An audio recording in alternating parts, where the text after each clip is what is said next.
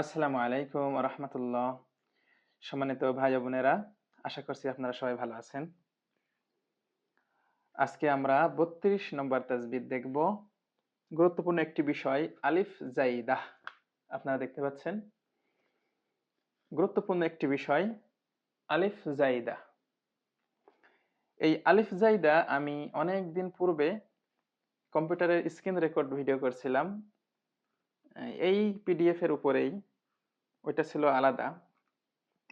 তো ওখানে এই আলিফ জাইদাটা আমি ভুল পড়িয়েছিলাম, যেটা আমি আজকে ইনশাল্লাহ শুদ্ধ করব।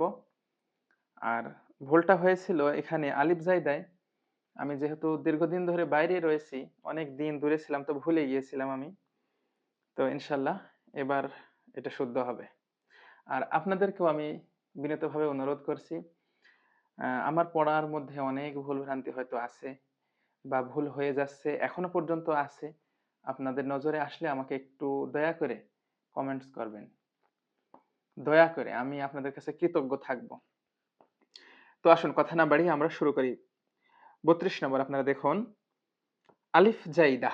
পড়ার সময় পড়তে হয় না, লেখার সময় লিখতে হয়, অতিরিক্ত সেই আলিফকে আলিফ জাইদা বলা হয়।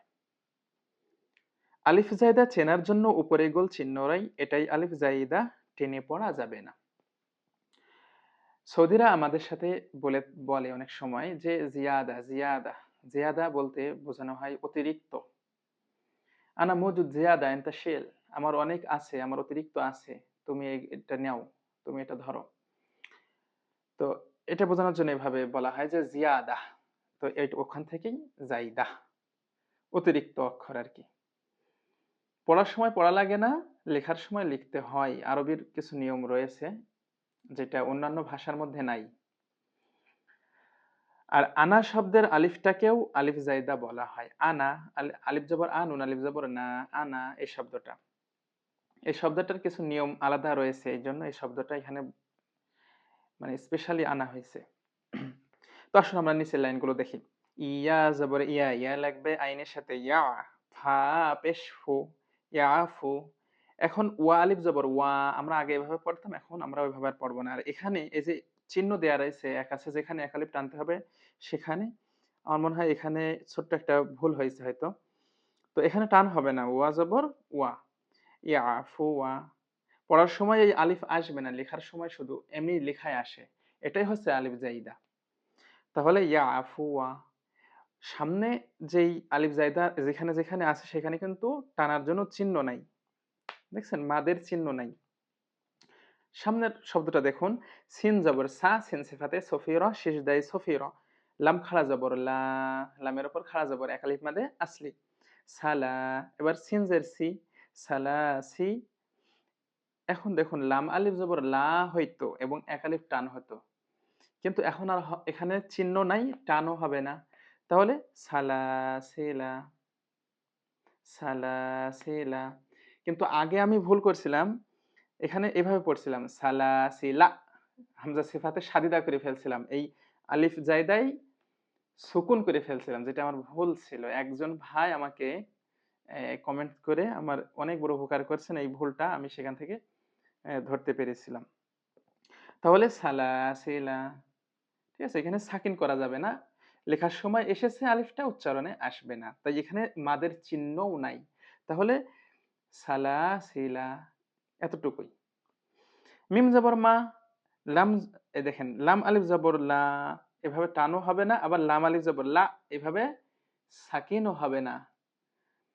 তাহলে মিম জবর মা, লাম আলিফ জবর শুধু লা, হামজা জের ই, হা খাড়া জের হি, মালাইহি, মালাইহি। ঠিক আছে, মালাইহি, কোনো টানও হবে না, সাকিনও করা যাবে না, এটাই হচ্ছে আলিফ জাইদা। রসুলা, রসুলা।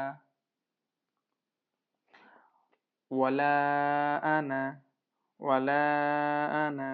লাম আলিফ জবর লা, জবরের বামে খালি আলিফ, এক আলিফ মাদে আসলি, মাদে আসলির পরে লম্বা হামজা, তিন আলিফ মাদে মুনফাসিল। ওয়ালা আনা। এই যে আনা শব্দটা, এইটার আবার চারটা জায়গায় এই আনা শব্দটা আসবে, সেখানে আবার টান আছে। একটু খেয়াল রাখতে হবে এই বিষয়গুলো। যদি আপনারা এই চিহ্ন সহ কোরআনটা সংগ্রহ করেন, আমি আপনাদেরকে কোথা থেকে কিভাবে সংগ্রহ করবেন আমি জানিয়ে দেবানি। তো যদি আপনারা এই বইয়ের এই যে প্রথম দিকেই অনেকগুলো নম্বর আছে, ফোন নম্বর, কোথা থেকে কিনবেন, সেখান থেকে এই যে প্রত্যেক জেলায় যার যেখানে নিকটতম জেলা বা যেই যেই জেলা থেকে দেখছেন এই নম্বরগুলো যোগাযোগ করলে, বা পাশের জেলায় নম্বরটা নিয়ে আপনারা যোগাযোগ করলে সেখান থেকে কোরআনটা সংগ্রহ করতে পারবেন। তাহলে এই চিহ্ন সহ যখন নিবেন তখন এই শব্দগুলো যখন আসবে সেখানে আপনাদের পড়তে সুবিধা হবে, বা যেখানে আপনারা বুঝতে পারবেন না তাজবিদ, সেগুলো আপনারা সহজেই ওই চিহ্ন দেখে পড়তে পারবেন। বা কারিয়ানা পদ্ধতির যে কোনো কোরআন, চিহ্ন শুধু আলাদা, পড়া সবই এক। এখানে আমরা শিখলাম যে মিনার আছে যেখানে, গুন্না হবে সেখানে। অন্য অন্য যারা অন্য অন্য ফাউন্ডেশন আছে সেখানে তারা অন্য একটা চিহ্ন ব্যবহার করছে। তারপরে কলকলায় আমরা পড়েছি যে ফুল আছে যেখানে, শাপলা ফুল যেখানে, কলকলা হবে সেখানে। তো অন্যান্য ফাউন্ডেশনে এই জায়গায় কালো তারাকা যেখানে, গুন্না হবে সেখানে, মানে আলাদা আলাদা চিহ্ন ব্যবহার করেছে, কিন্তু পড়া একই, পড়া একই, চিহ্ন আলাদা। চিহ্নগুলো আপনারা একটু বদল করে নেবেন, হয়ে গেল, সহজ। তো আমরা আসল পড়াটা শিখবো, চিহ্ন আমরা শিখতে চাই না। চিহ্ন আমরা তখন দেখবো যখন বুঝতে পারি না তখন। তা আসুন ভাইরা আমরা অন্যদিকে চলে যাচ্ছি। তো এই এক আনা টানতে মানা মানে উপরের এই আনাটা টানতে মানা। এই যে ওয়ালা আনা আমরা যে পড়লাম একটু আগে, এখানে টানতে মানা, কিন্তু ৪ জায়গায় আনা শব্দ টানতে হয়। যেমন আনা বা, আনা বা, এখানে টানলাম জবরের বামে খালি আলিফ, এক আলিফ মাদে আসলি, ওই হিসাবে আনা বা, এখানে আলিফ জায়দার হলো না। আলিফ জায়দা হলে উপরে গোল চিহ্ন রাই, এই যে ইয়াফুয়া, এখানে যে উপরে গোল চিহ্ন রয়েছে সালা সেলা, উপরে যে গোল চিহ্ন রয়েছে এমন চিহ্ন থাকবে কোরআনে। আনাবা, আনাবু, আনাবু, আনামিলা, আনাসিয়া। তো এই ৪টা জায়গায় আনা শব্দ টানতে হয়। এখন প্রিয় ভাইরা ৩৩ নম্বরটা আমরা একটু দেখি। আলিফ জাইদা দম ফেলিলে এক আলিফ টানতে হয়, দম ফেলিবার সময় আবার আলিফ জাইদা পেলে সেখানে এক আলিফ টানতে হয়। একে মাদে আলিফ জাইদা ওয়াকফি কয়। আসলে আমি ভিডিওতে আপনাদের যেহেতু পড়ছি আমরা, ভিডিওতে বলছি, যার কারণে আমি এই তাজবিদ গুলো দ্রুত কিন্তু বলছি। এক ভিডিও এই ৪টা তাজবিদ পড়িয়ে ফেলছি। যখন সরাসরি কোনো ব্যাচে পড়ানো হয় সশরীরে, ওই সমস্ত ব্যাচে আমি কিন্তু এত তাজবিদ একসাথে পড়াই না। ওখানে অনেক সময় নিয়ে পড়ানো হয়, ২ মাস ৩ মাস এক একটা ব্যাচ শেষ করতে সময় নেয়। তো আপনারা একটু দয়া করে বারবার এই বিষয়গুলো দেখে বারবার পড়ে পড়ে মুখস্থ করে ফেলবেন। আলিফ জায়দায় দম ফেলালে এক আলিফ টানতে হয়। আর ৩৪ নম্বরে কিফ অকফে আমর, এইখানে দম ফেলিবার হুকুম করা হয়েছে। কিফ, কিফ মানে থামো। এই যে আমরা এখানে সৌদি আরবের রাস্তায় চলাফেরা করি, এখানে জায়গায় জায়গায় কিফ, এই যে কফ আর ফা, এই ২টা অক্ষর দিয়ে কিফ, থামুন, হ্যাঁ, স্টপ, এইটার আর ইংরেজিতে লেখা থাকে স্টপ, তার উপরে থাকে এই কিফ, থামুন, আমর। তো কিফ অফে আমর, এইখানে দম ফেলিবার হুকুম করা হয়েছে। লাম জবর লা, হামজা জের ই, ই লাগবে নুনের সাথে, ইন, নুনের উপর তাশদীদ গুন্না করা, ওয়াজিব, নুন আলিফ জবর না, আলিফ জায়দায় দম ফেলালে এক আলিফ টানতে হয়, সেই নিয়মটাই। তাহলে লা ইন্না, লা ইন্না, মানে আলিফ জায়দায় দম ফেলালে এক আলিফ টানতে হয়। একেই মাদে আলিফ জায়দা ওয়াকফি কয়। ইয়া জবর ইয়া, ইয়া লাগবে আইনের সাথে, ইয়া, ফা পেশ ফু, ওয়া আলিফ জবর ওয়া, ইয়া ফু ওয়া,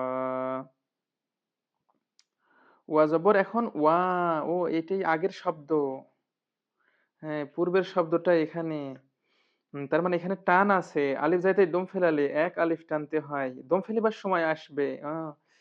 তার মানে ওই শুরুতে যে ইয়া ফুয়া শব্দটা পড়ছিলাম ওইটা যেখানে রয়েছে আয়াতের, সেখানে দম ফেলিবার জায়গায় আছে, এই কারণে ওখানে চিহ্নটা দিয়ে দিয়েছিল। তাহলে ইয়াফুয়া এক আলিফ মাদে টান টান রয়েছে এক আলিফ মাদের মাদে আলিফ জায়দায় ওয়াকফি। ওয়ামা আনা ওয়ামা আনা এখানে মা মাদে মুনফাসিল আনা মাদে আলিফ জায়দায় ওয়াকফি। রসুল আলিফ জায়দাতে দম ফেলালে এক আলিফ টানতে হয়। আলিফ জায়দায় দম ফেলালে এক আলিফ টানতে হয়। সালাসিলা সালাসিলা কিছু কিছু জায়গায় আলিফ জায়দা খুব বেশি নাই, অল্প কিছু জায়গায় আছে।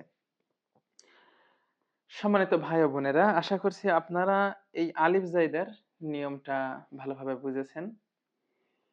আলিফ জায়দা হচ্ছে মূলত অতিরিক্ত আলিফ, পড়ার সময় পড়তে হয় না, লেখার সময় লিখতে হয়। এটাই হচ্ছে আলিফ জায়দা। আনা শব্দের আলিফটাকেও আলিফ জায়দা বলা হয়।